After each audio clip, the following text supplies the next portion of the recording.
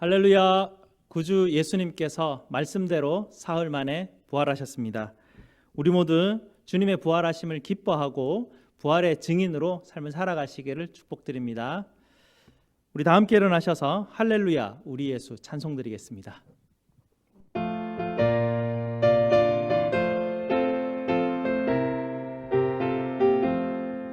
할렐루야 우리 예수 부활승 전하셨네. 세상 사람 찬양하니 전사와 나파도다. 구주 예수 부활하사 사망 권세 이겼네. 구주 예수 부활하사 사망 권세 이겼네. 할렐루야 우리 예수 왕의 왕이 되시고 우리들의 중보 되신 성령 증거하시네. 구주 예수 부활하사 처음 열매 되셨네. 구주 예수 부활하사 처음 열매 되셨네. 할렐루야 우리 예수 은과 띠가 없도다. 무덤 속에 있는 죄인 주가 일으키시네. 구주 예수 부활하사 영광 주러 오시네. 구주 예수 부활하사 영광 주러 오시네. 아멘. 우리 하나님의 이름을 부르며 예배로 나아가겠습니다. 우리의 도움은 천지를 지으신 여호와의 이름에 있도다. 아멘. 우리 하나님께서 이렇게 축복하십니다. 하나님 우리 아버지와 주 예수 그리스도로부터 은혜와 평강이 있기를 원하노라. 아멘. 아멘. 우리 함께 찬송가 164장으로 부활의 주님을 찬송드리겠습니다.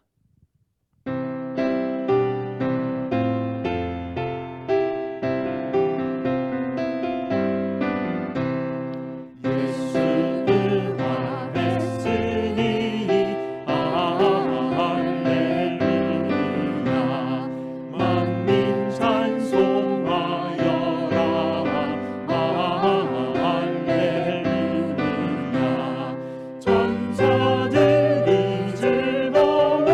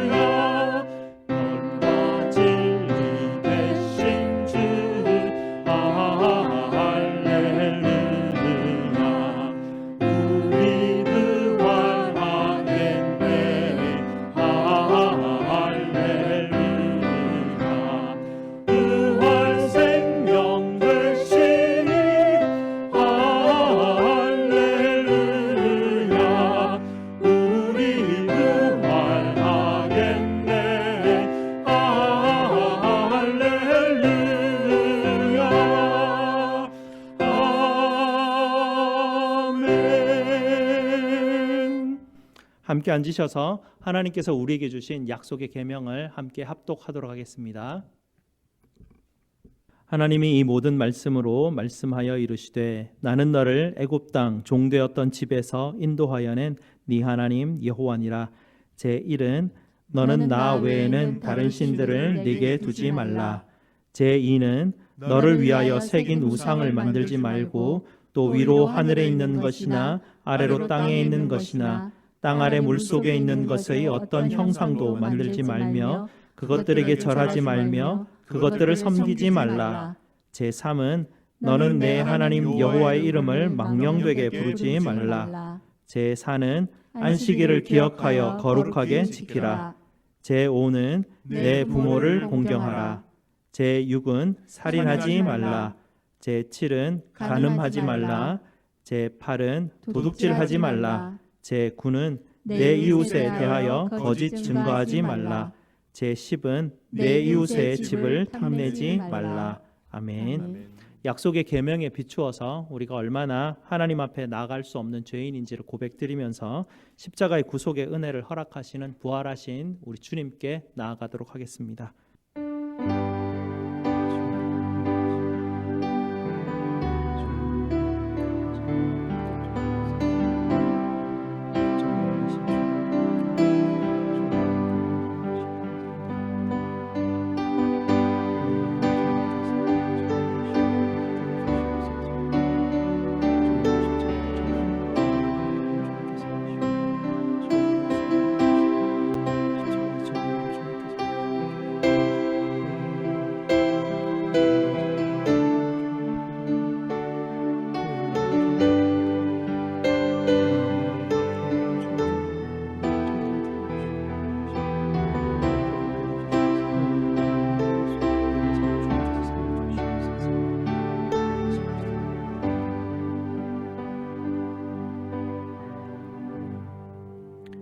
거룩하신 아버지 하나님 감사를 드립니다. 저희를 복된 백성 삼으시기 위해서 아들까지도 아낌없이 내어주신 우리 아버지 하나님의 그 사랑에 너무나 감사를 드립니다. 오늘도 하나님 상한 심령으로 주님 앞에 섰습니다. 상하고 총회하는 마음을 멸시하지 않는 우리 아버지 하나님 앞에 간절히 간구하오니 저희를 정결케 하여 주시고 정직한 영으로 새롭게 하여 주시옵소서. 오늘도 주님의 십자가의 은혜를 힘입어 아버지 앞에 예배자로 설 수 있는 은혜 허락하여 주시옵소서. 부활이요 생명이신 우리 주 예수 그리스도 이름으로 기도드리옵나이다. 아멘. 우리 구주 예수님께서 여러분에게 역대하 7장 14절 말씀으로 우리에게 말씀 주십니다.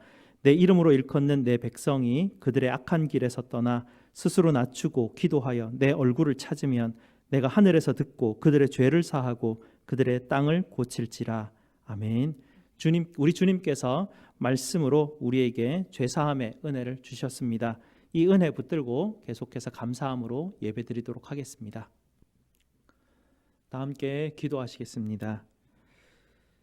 독생하신 아들을 십자가에 내어주시기까지 우리를 사랑하신 아버지 하나님의 사랑하심과 아들을 3일 만에 다시 살리시어 저희에게 부활의 첫 열매의 소망을 주신 우리 아버지 하나님께 찬송과 영광을 올려드립니다.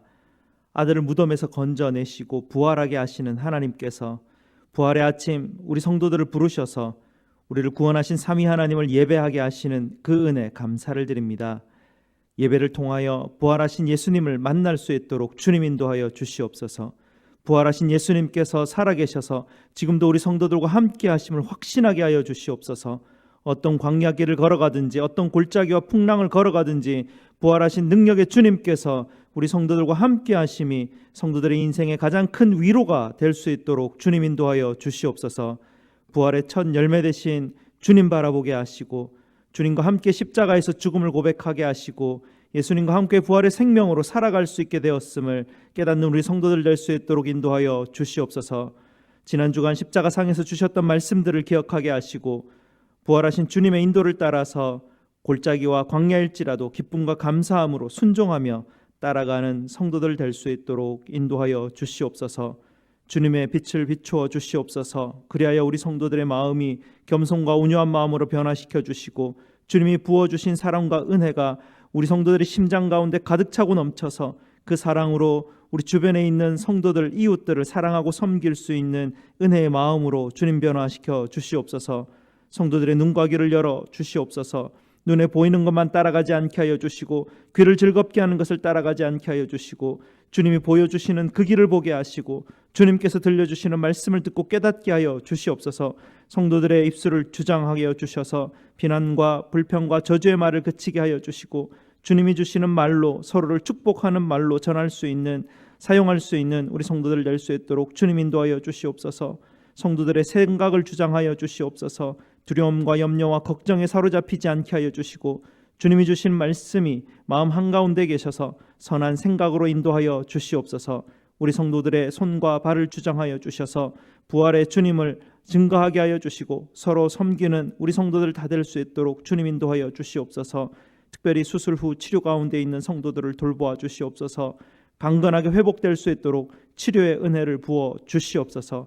어려운 시기를 살아가는 성도들을 주님 불쌍히 여겨주시고, 그들의 아픈 마음을 어루만져 주시고 속히 회복할 수 있는 은혜 허락하여 주시옵소서. 우리 자녀들에게 복의 복을 더하여 주시고, 인생의 모든 길에서 하나님의 사람들을 만나게 하여 주시고, 주님의 선하신 뜻에 인도받을 수 있는 우리 자녀들 될 수 있도록 주님 인도하여 주시옵소서. 저희의 예배를 받아주시고 찬양과 기도에 응답하여 주시옵소서. 부활이요 생명이신 예수 그리스도의 이름으로 기도드리옵나이다. 아멘.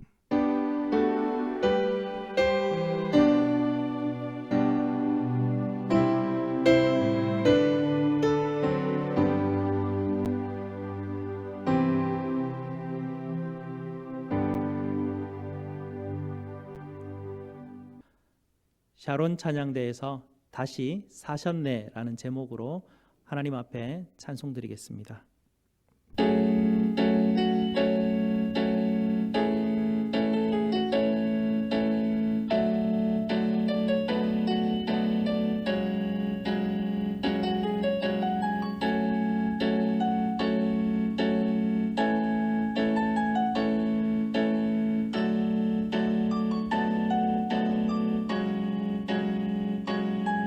하나님 떠난 죄를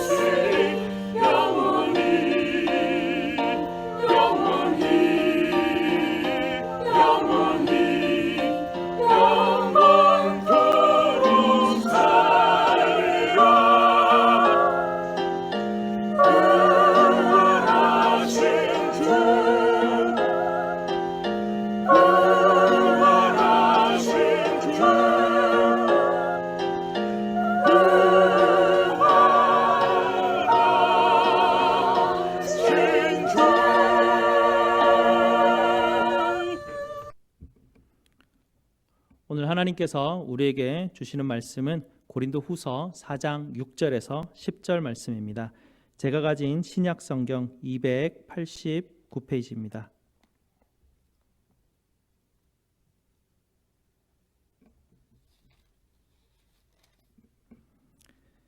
다 찾으셨으면 제가 봉독해 드립니다. 어두운 데에 빛이 비치라 말씀하셨던 그 하나님께서 예수 그리스도의 얼굴에 있는 하나님의 영광을 아는 빛을 우리 마음에 비추셨느니라. 우리가 이 보배를 질그릇에 가졌으니 이는 심히 큰 능력은 하나님께 있고 우리에게 있지 아니함을 알게 하려 함이라. 우리가 사방으로 우겨쌈을 당하여도 쌓이지 아니하며 답답한 일을 당하여도 낙심하지 아니하며 박해를 받아도 버림바 되지 아니하며 거꾸로 뜨림을 당하여도 망하지 아니하고 우리가 항상 예수의 죽음을 몸에 짊어짐은 예수의 생명이 또한 우리 몸에 나타나게 하려 함이라. 아멘. 말씀 위에서 기도하시겠습니다. 말씀하시는 우리 아버지 하나님, 말씀 되신 우리 주님께서 부활하셔서 저희 속에 살고 계심을 말씀하실 때에 우리의 마음에 십자가에서 죽으신 우리 주님 붙들게 하여 주시옵소서. 부활의 증인으로 살기를 원하는 마음 허락하여 주시옵소서. 어려움과 힘든 가운데이지만 말씀의 힘으로 우리 성도들 붙들어 주시옵소서. 예수 그리스도 이름으로 기도드리옵나이다. 아멘. 오늘 아침에 부활절 새벽 예배를 영상으로 여러분께서 보셨을 텐데요. 시작하면서 갑자기 깜깜해지고 시커먼 것만 나와서 뭐가 잘못됐나 싶기도 했을 겁니다. 매일 영상을 보내드릴 때는 항상 도입부에 음악이 깔려 있었는데 음악도 안 깔려 있었고요. 갑자기 제 목소리는 나오는데 화면은 또 뭔가 이렇게 부식부식하고 불빛이 보이는 듯 아닌 듯 방송 사고가 난 것 아닌가 싶었을 수도 있었을 겁니다. 하지만 의도된 것입니다. 빛 대신 예수님께서 오시기 전에 세상은 어둠 속에 있었다라는 것을 그런 어떤 불편함들을 여러분에게 보이기 위해서 그렇게 시작을 했었습니다. 우리 주님께서 십자가에서 죽으시고 부활하셨을 때 빛 대신 주님께서 이 땅의 어둠을 물리치시고 이기실 때 어떻게 빛이 승리하는가를 보이기 위해서 점차 빛을 넣었습니다. 이렇게 전통적으로 교회는 부활절 예배 때 빛을 사용해 왔습니다. 예배 때마다 촛불을 켜는 것 무슨 보기 좋으라고 초를 켜는 것이 아니고요. 빛을 의미합니다. 빛을 의미하는 것은 무엇이냐면 부활하신 예수님입니다. 부활하신 예수님이 빛 가운데 우리와 함께 하신다는 것을 강조하기 위해서 눈에 보이도록 계속 표시를 해왔습니다. 우리 전통적으로 교회에서. 그래서 오늘 아침 우리가 부활절을 시작을 하면서 이 아침 새벽에 어둠 가운데서 빛이 비추는 그런 어떤 예전 의식들을 우리가 했었습니다. 여러분에게 문제를 하나 내겠습니다. 예수님께서 부활하신 첫 새벽은 여전히 깜깜한 그때였을까요? 아니면 해가 조금이라도 떠올랐었을까요? 어땠을까요? 요한복음 20장 1절을 한번 봅시다. 요한복음 20장 1절에 답이 나옵니다.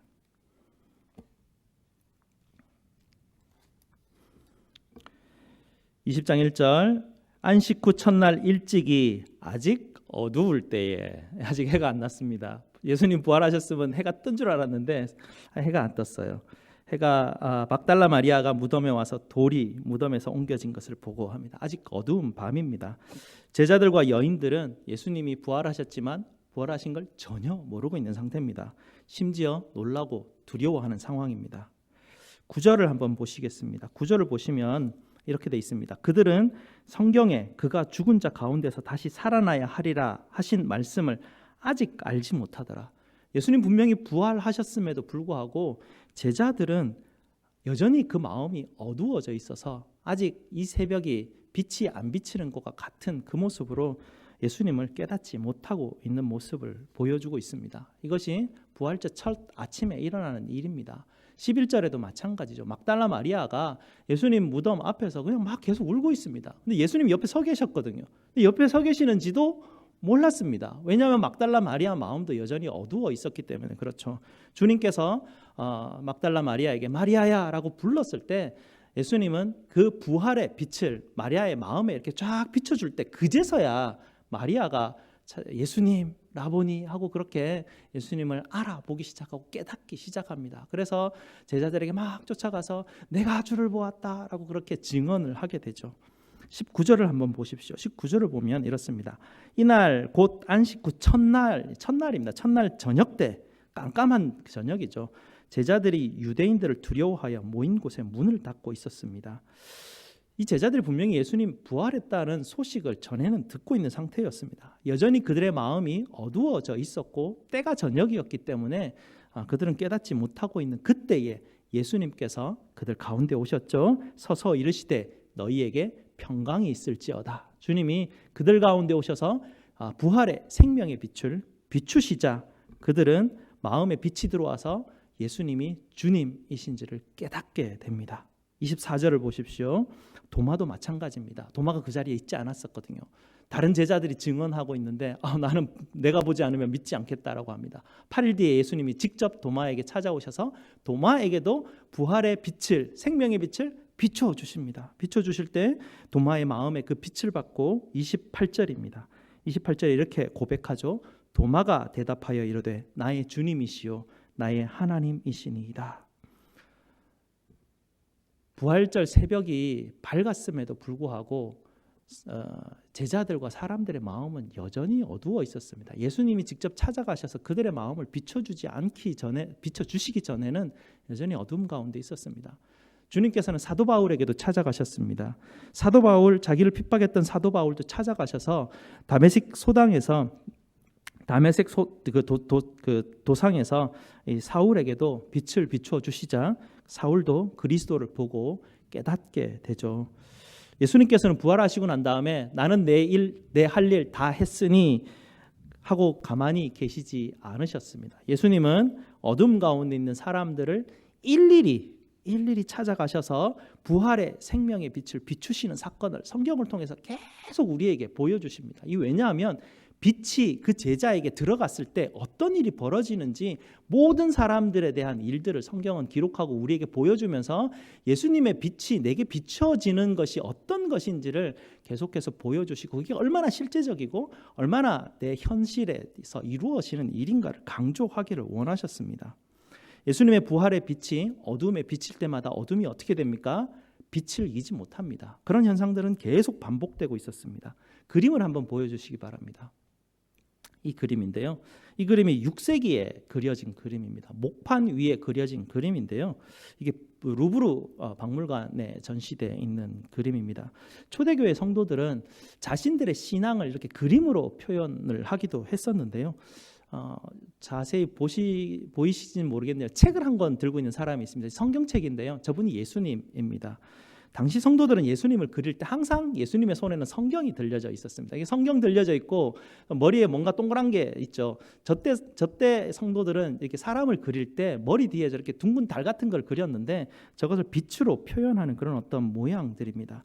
예수님 얼굴 뒤에 여러분에게는 자세히 보이지 않지만 예수님에게만 저 빛 가운데 십자가가 그려져 있습니다. 다른 사람들에는 저걸 넣지 않는데 그래서 머리 뒤에 저 달에 십자가가 그려져 있고 성경책을 들고 있으면 그분은 예수님입니다. 옛날 고대 그림에서는 그렇습니다. 저렇게 초대 성도들이 옆에 있는 분은 메나스라는 분인데요. 이집트 초대 교회 목사님이시고 순교하셨던 분이셔요. 그 예수님이 저 메나스 목사를 어떻게 함께 교제하고 친밀하게 계시는가를 표현하는 어떤 그림인데요. 이 사람들 이 머리 뒤에 이제 저렇게 광채가 나는 그림이 있는데 저걸 왜 저렇게 했냐면 저 사람의 얼굴에는 광채가 나는구나. 모세의 얼굴에서 광채가 나는 어떤 걸 표현한 것이 아닙니다. 저 광채는 빛입니다. 저 빛은 무슨 빛이냐면 부활의 주님께서 그에게 비춰주셨다는 그 빛이에요. 그러니까 제자들에게 계속 빛을 비추어서 그 빛이 그 제자들 안에서 마음에서 계속 살아 움직이는 것과 똑같이 그 고대의 이 성도들은 눈에 보이게 저렇게 하나님의 부활의 빛이 성도들 머리에 눈에 보이게 저렇게 실제적으로 함께 하신다라는 것을 강조하고 자기 스스로도 그것을 경험하고 체험한 것을 그림으로 저렇게 표현하고 있는 것입니다. 조금 전에도 예수님은 그림의 대부분이 이제 그 성경을 들고 계신다고 하는데요. 왜냐하면 초대교회 성도들은 이 성경이 기록된 모든 것은 예수님을 향하고 있다라는 것을 그들이 깨달았기 때문입니다. 이게 우리는 지금 굉장히 쉬운 이야기인데요. 초대 성도들은 구약 성경을 들고 있었는데 그 구약 성경을 읽으면 무슨 말인지 모릅니다. 근데 예수님이 오셔서 그 구약 성경을 풀어주니까, 예수님이 중심에 딱 되니까, 중심에 딱 서니까 성경에 있는 모든 내용이 다 연결이 되는 거예요. 그럼 깨달아지기 시작하는 것이죠. 그래서 예수님으로만 성경을 볼 수 있다라는 큰 깨달음 때문에 예수님이 말씀이시구나, 이것이 확실하게 깨달아지는 것이죠. 자신들의 실제적인 경험을 그림으로 표현합니다. 예수님의 십자가의 죽으심과 부활하심을 통해서만 말씀이 깨달아졌다라는 것을 그들은 고백하고 있습니다. 이 증언을 가장 처음 한 사람들이 누굽니까? 엠마오로 가던 두 제자입니다. 이 두 제자에게 예수님께서 찾아가 주셨죠. 그들도 어두웠습니다. 빛이 없었기 때문에 예수님이 옆에 왔는데도 전혀 깨닫지 못합니다. 하지만 예수님이 그 부활의 생명의 빛을 그들의 마음판에 새기시고 그 안에 들어가 주시자 어떤 일이 벌어집니까? 누가복음 24장 31절에 이렇게 기록합니다. 그들의 눈이 밝아져 그인 줄 알아보더니 그들이 서로 말하되 길에서 우리에게 말씀하시고 우리에게 성경을 풀어주실 때 우리 속에서 마음이 뜨겁지 아니하더냐. 초대교회 성도들은 이렇게 이 두 제자의 증인들처럼 말씀을 예수님께서 직접 그들에게 빛을 비추어 주시기 때문에 말씀을 읽을 때마다 마음이 뜨거워지고 그 마음이 정말 성령, 그 하나님이 주시는 그 은혜로 충만하는 어떤 그런 것을 그림으로 저렇게 표현을 하였습니다. 부활을 믿는다라는 것은요, 2000년 전에 예수님께서 부활하셨다라는 역사적 사건만 믿는 것이 아닙니다. 예수님의 부활하심을 믿는 것은 부활하신 예수님께서 직접 내 안에 오셔서 십자가의 능력과 지혜를 나에게 실제적으로 지금, 바로 지금 내 안에서 비춰주고 계신다라는 것, 그걸 믿는 것입니다. 초대교회 성도들부터 항상 그걸 믿어왔습니다. 예수님이 내 안에 계신다. 부활하신 예수님이 내 안에 살아계시고 그분이 나를 조명해 주시고 그분이 나에게 말씀하여 주시고 그분이 나를 붙들고 계신다는 게 누구보다 실제적으로 믿는 사람들이 그리스도인이었습니다. 그래서 그리스도인들이 오늘 우리가 읽었던 이 사도 바울의 고백과 같은 이런 고백들을 그들은 해내었던 것입니다. 초대교회 성도들이 믿었던 그 부활하신 예수님은 부활 승천하셔서 저 하늘 보좌에서 그냥 우리 잘하고 있나 구경하는 그런 분을 우리는 믿는 것이 아닙니다. 또한 우리는 내가 믿으니까 이 믿음 열심히 붙들어서 천국에 계시는 예수님께 내가 가야지라고 그렇게 믿는 것도 아닙니다. 부활하신 예수님을 믿는다라는 것은 부활하신 예수님께서 성령 하나님을 통하여서 내 안에 오셔서 집을 짓고 거주하고 사신다라는 실제적인 그 행위를 믿는 것이죠. 그래서 부활하신 예수님은 승천하셔서 원래 사시던 하늘나라 자기 고향으로 돌아가 버리신 게 아니고요. 그분의 집을 우리 안에 지으셔서 우리로 하여금 예수님의 본향을 삼으시려고 하시는 분이 예수님이십니다. 사도 바울 오늘 본문 고린도후서 4장 6절에 사도 바울도 고백하고 있지 않습니까? 예수 그리스도의 얼굴에 비치는 그 하나님의 영광의 빛이 내 안에 들어왔습니다라고 말합니다. 그분이 보배가 질그릇인 내 안에 계십니다라는 것이 굉장히 사도 바울은 실제적으로 고백을 하고 있습니다. 사도 바울이 그분이 내 안에 있기 때문에 그가 지금 하고 있는 선교의 사역들은 자기가 하고 있는 것이 아니라고 하죠. 능력의 크심이 하나님께 있다라고 그렇게 고백을 합니다. 오늘 새벽 예배 때 예화로 들었던 조니 에릭슨 기억하실 겁니다. 이 빛을 실제적으로 마음에 품고 있는 또 하나의 증인입니다. 누구보다도 실제적으로 부활하신 주님을 붙들고 소망하며 삶을 살아가는 사람이었죠. 그는 날마다 뼈가 계속 이렇게 오그라들고 손가락이 오그라들고 뼈가 비틀리는 어떤 마비 증상들로 인해서 매일매일 당황하고 어려워하는 그런 삶을 그는 평생을 살아가야 합니다. 턱 밑으로는 아무런 감각도 없고요. 최근에 그분 뉴스를 찾아보니까 또 암이 발병해가지고 여러 가지로 고생하고 있는 중이에요. 그런 고난 가운데 있는데 보면 여전히 복음 전하고 여전히 장애인들을 위해서 봉사하는 그의 모습들을 보게 됩니다. 누구의 힘으로 하는 겁니까? 그 안에 누가 살아 있습니까? 부활하신 예수님께서 그 안에 살아 계시기 때문에 조니 에릭슨은 아무리 사방으로 우겨쌈을 당하여도 여러 가지 육체의 질병으로 인해서 답답한 일을 당하지만 낙심하지 않습니다. 그의 얼굴을 보면 기쁨과 감사가 넘치고 있습니다. 아무리 자신의 육신의 고통이 쌓여갈지라도 예수님의 생명이 곧 나의 육체에 실제로 드러나고 나타나게 될 그 영광스러운 몸을 입게 될 텐데라는 너무나 실제적인 희망과 소망을 붙들고 삶을 살아가는 사람이었습니다. 그녀가 부활의 몸을 입고 가장 처음 하고 싶었던 일이 무엇인지 혹시 기억나십니까? 주님 앞에 조용히 무릎 꿇고 기도하는 것입니다. 그는 평생 무릎을 꿇을 수 없는 상태가 되었기 때문에 그렇습니다. 그 일이 속히 이루어지기를, 실제로 반드시 이루어질 일이기 때문에 내가 그걸 언제까지 기다릴 것인가, 빨리 왔으면 좋겠다라는 정말 실제적인 부활의 신앙을 붙들고 살아가는 증인입니다. 사랑하는 성도 여러분, 부활하신 예수님은 여러분 안에 살아 계십니다.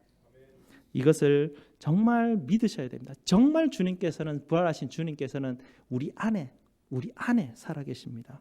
그리고 그 살아계신 주님과 기도하며 날마다 교제하셔야 됩니다. 예수님 내 마음에 저 어디다가 이렇게 두지 마시고요. 그 교제를 날마다 하시고, 이제 부활, 우리가 고난 주간의 기도를 마치고 부활절이 이르렀는데 이제 당장 시작해야 될 일인 것입니다. 그저 막연히 2000년 전에 죽었다 살아난 어떤 한 사람을 막연하게 믿는 것이 아닙니다. 부활하셔서 실제 살아계신 주님께서 내 안에 들어오시기 위해서 날마다 문을 두드리고 계십니다. 이제 여러분들은 결단하실 때입니다. 이제부터 부활하신 주님을 내 주인으로 모시기 바랍니다. 신앙의 선배들의 증언들을 여러분 들으시기 바랍니다. 보잘것없는 질그릇 같은 내 인생에 찾아오셔서 얼마나 내 인생을 빛나게 만들어 주시는지 그 증언들을 여러분 들어보시기 바랍니다. 지식이 없어도 상관없습니다. 지위가 없어도 상관없습니다. 재산이 없어도 아무 상관이 없습니다. 부활의 주님께서는 자격을 따지고 우리의 마음 문을 두드리시는 분이 아닙니다. 부활의 주님을 여러분 마음에 모셔드리시고 우리 주님께서 빛을 나타내시는 빛난 인생이 되시기를 주님의 이름으로 축복드립니다. 기도하시겠습니다. 부활하셔서 살아계신 우리 주님, 우리 성도들의 마음을 두드려 주시옵소서. 더 세게 두드려 주시옵소서. 성도들의 마음에 생명의 빛을 비추어 주시옵소서. 그리하여서 앞선 신앙의 선배들과 같이 예수님의 생명의 빛이 그들의 인생 가운데 나타나는 빛난 인생이 될 수 있도록 주님 역사하여 주시옵소서. 예수 그리스도 이름으로 기도드리옵나이다. 아멘. 사도신경으로 우리의 신앙을 고백드리도록 하겠습니다. 전능하사 천지를 만드신 하나님 아버지를 내가 믿사오며 그 외아들 우리 주 예수 그리스도를 믿사오니 이는 성령으로 잉태하사 동정녀 마리아에게 나시고 본디오 빌라도에게 고난을 받으사 십자가에 못 박혀 죽으시고 장사한 지 사흘 만에 죽은 자 가운데서 다시 살아나시며 하늘에 오르사 전능하신 하나님 우편에 앉아 계시다가 저리로서 산자와 죽은 자를 심판하러 오시리라. 성령을 믿사오며 거룩한 공회와 성도가 서로 교통하는 것과 죄를 사하여 주시는 것과 몸이 다시 사는 것과 영원히 사는 것을 믿사옵나이다. 아멘. 우리 함께 하나님 앞에 봉헌하시겠습니다.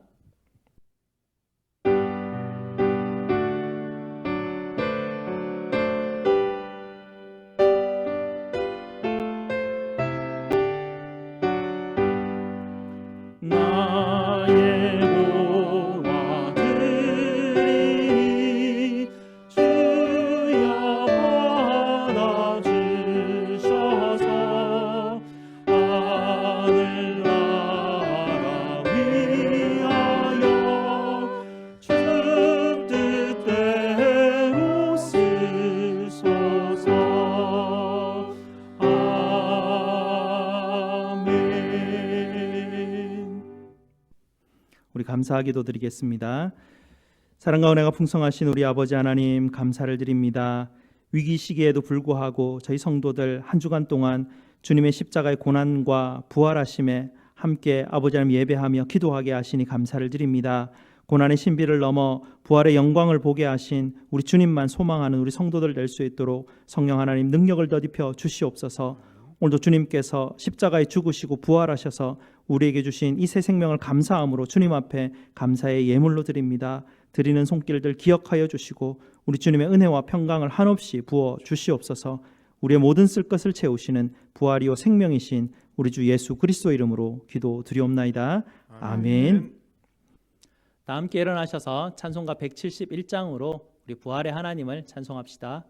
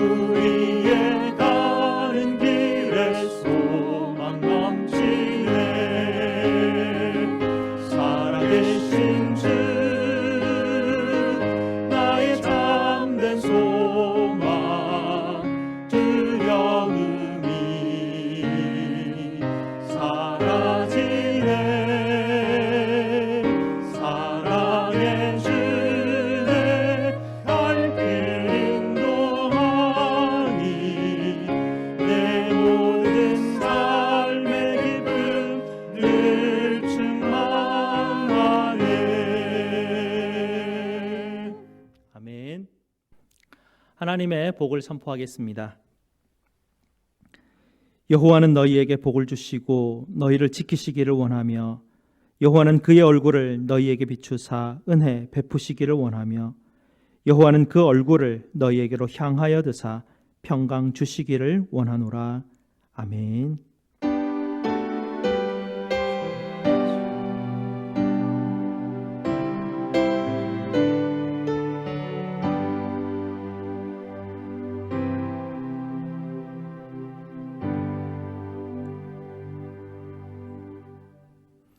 우리 옆에 있는 분들과 함께 예수님께서 부활하셨습니다. 인사합시다. 예수님께서 부활하셨습니다. 우리 예수님께서 부활하셨습니다.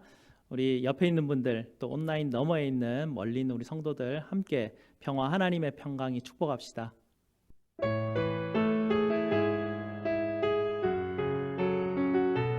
평화 하나님의 평강이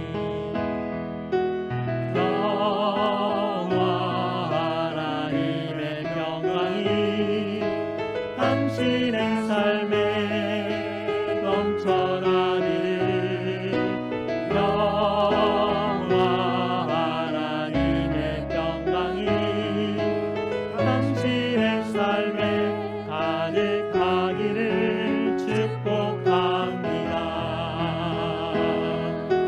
소망 하나님의 소망이 당신의 삶에 넘쳐나기를 소망 하나님의 소망이 당신의 삶에 가득하기를 축복합니다. 부활의 주님과 동행하시는 여러분 되시기를 축복드립니다.